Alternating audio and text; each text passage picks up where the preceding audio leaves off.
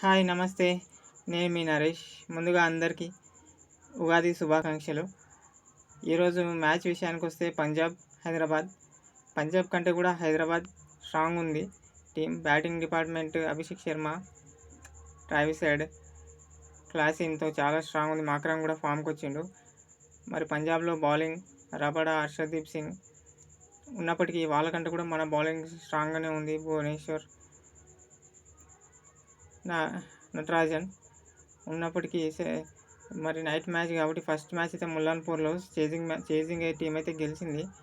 అయినా మన వాళ్ళు హోమ్ గ్రౌండ్ 2 మ్యాచ్లు గెలిచారు.